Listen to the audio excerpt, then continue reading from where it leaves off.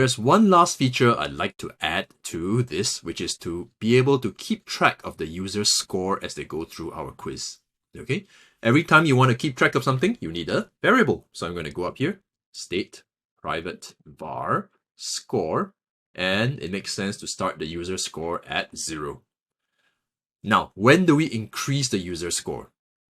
Think through when we would increase the user score. This is a place where you put the code score equals score plus 1. When would that happen? When the user taps on the correct option. And when does that happen? Well, down here. Okay, in this action right here. If it's correct, you don't just say you are correct. We're going to actually increase your score. And you can say score equals to score plus 1. But I'm going to show you a shortcut. You can do score plus equals 1. This is actually the same thing. Okay, it's a bit of a shorthand. So we could have done previously question number plus equals to 1 as well. All right, so what this means is that we are increasing the score.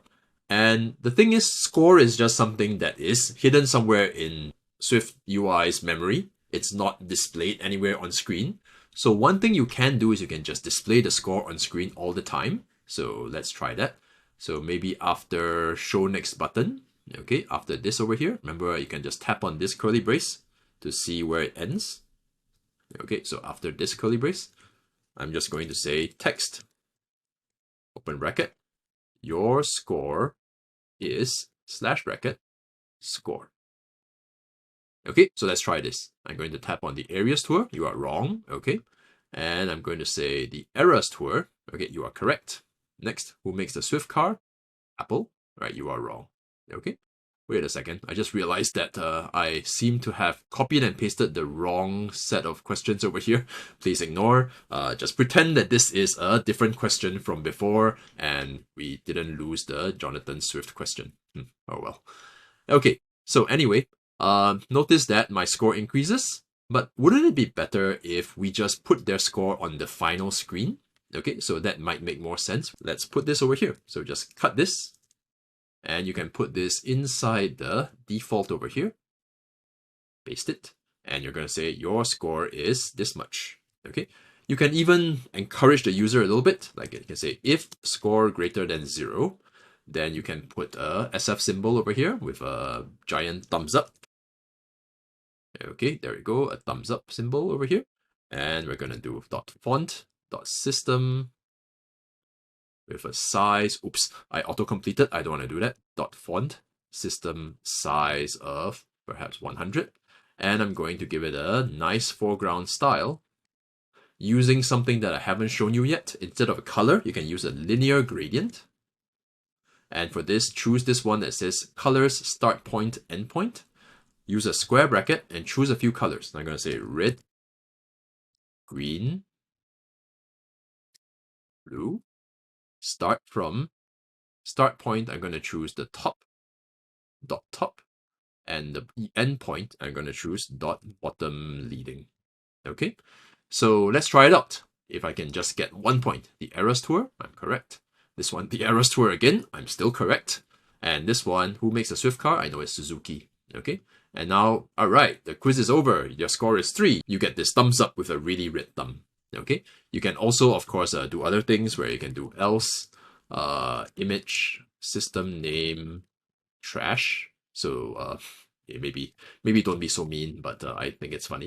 So font.system size 100, and let's try it out. Let's get 0.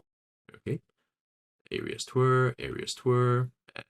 Let's put something wrong, and now your score is 0. Okay. So that's nice, isn't it? Right now you have a fully functional quiz with lots of features, and there's just one bug that might be a little bit difficult to find. I'm not sure if you know how to get to it, but maybe think through a little bit, discuss with a friend, see if you can figure out what this bug is. I'm just changing the score randomly to reset my app. Okay. So the bug that I'm talking about is this. If I tap on errors tour, okay, I can keep tapping on errors tour. And can you guess what's going to happen when I get to my final screen? This has now become a counter app because every time I tap on it, it actually lets me increase my score, and my score is 36. Okay, which is fantastic, but that's not what we want. So there's an easy way to fix this. The great news is that you have a button over here that you can just disable once the show next button is true. Okay, so let me just show you how to do that. There's a modifier called disable. It takes in a boolean, either true or false. So you want this to be disabled when show next button is true. So I'm just going to put in show next button right here. Okay, so the moment you tap on it, it will disable itself and all the other buttons as well. Let's try it out. So the Eras tour. Okay, there you go. We can't tap on any of these anymore. And the only thing you can do is tap on next question. Okay, all right. So that brings us to the end of this simple version of a quiz. And I'd like you to think about how you can make this much better. My quiz doesn't look really good. It's got a single font size. I'm sure you can lay things out nicely and have different colors and make it look much more visually appealing. The windscreen is not very satisfying. There's just not much you can do with it. Okay, it's just a thumbs up. And I'm sure you can have much more interesting questions than I can. You can even think of folding this quiz into other apps. You learned about tab views, so maybe this can be one feature together with something else in your app. All right.